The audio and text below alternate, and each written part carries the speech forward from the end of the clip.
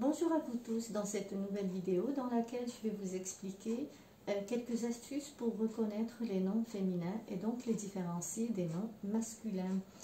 Il y en a pas mal d'entre vous qui me posent la question et je me suis dit qu'un petit cours dans ce sens serait le bienvenu.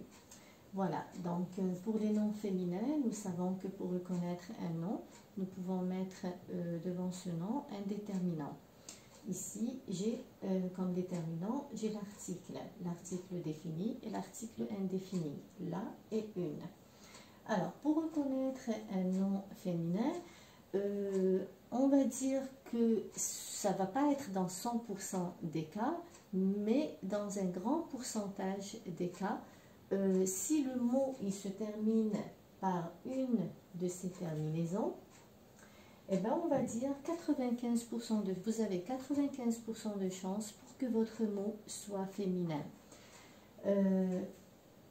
Si le mot se termine par ans, A-N-C-E, ou si ça se termine par ans, E-N-C-E, comme correspondance, intelligence, confiance et patience, vos noms sont féminins. Donc, je dis la correspondance, l'intelligence, ici je vais être obligée de mettre le L apostrophe parce que le mot il commence par une voyelle, mais dans ma tête je sais que je peux dire aussi une intelligence, tout comme je peux dire une correspondance, une confiance ou la confiance, une patience ou la patience. Les mots qui se terminent par EE également sont pour la majorité féminin. Nous citons l'exemple de la vérité, vérité, la destinée ou l'arrivée. Nous avons des mots qui se terminent par heure. Alors, pour les mots qui se terminent par heure, certes, il y a pas mal de mots que nous connaissons qui se terminent par heure, mais qui sont quand même masculins, comme le bonheur et le malheur. Mais comme je vous ai dit, dans la majorité des cas, ça va être féminin. Donc, nous avons la chaleur, nous avons la couleur et la fleur. Ici, comme vous voyez, il y a une série de terminaisons. Nous avons la terminaison ION, ça se prononce ion. Nous avons la terminaison TION, qui dans une grande partie des cas, ça se prononce sion, mais des fois, beaucoup plus rarement, tion. Nous avons XION et ça va être xion. Et nous avons SION et ça va être sion. J'ai donné comme exemple pour ion, union.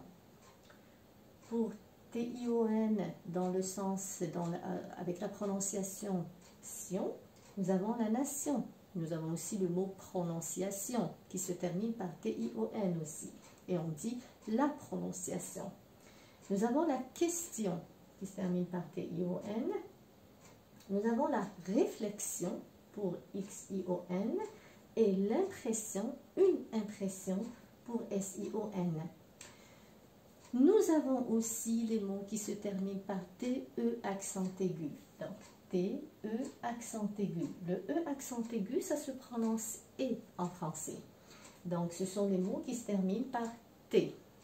Donc, comme la beauté, la santé et la réalité. Donc, ici, je dis la beauté parce que E-A-U, c'est un O en français. Il est un petit peu plus long que le O. O, la beauté, la santé et la réalité. J'ai aussi les mots qui se terminent par UR. U-R-E. Je vous ai trouvé des exemples que vous utilisez beaucoup, comme la peinture, la couture ou la nature. Voilà. Donc, comme je vous ai dit, si par exemple vous avez un examen écrit et vous n'êtes pas certain, est-ce que le mot il est masculin ou féminin, mais vous avez pu mémoriser cette leçon, c'est-à-dire ces astuces-là pour reconnaître les noms féminins. Eh bien, mon conseil pour vous, si vous ne savez pas du tout, vous ne savez pas quoi choisir, mais que vous avez mémorisé cette leçon, eh bien, optez pour le féminin plutôt que pour le masculin. Vous aurez 95% de chance de tomber sur la bonne réponse. La la prochaine vidéo, dans la prochaine vidéo, je vais vous parler des astuces pour reconnaître les noms masculins. Vous allez voir, c'est aussi très facile et ça va vous simplifier la vie. Donc j'espère que j'ai été claire, que cette leçon vous aura plu. Je vous souhaite une très belle journée. Au revoir.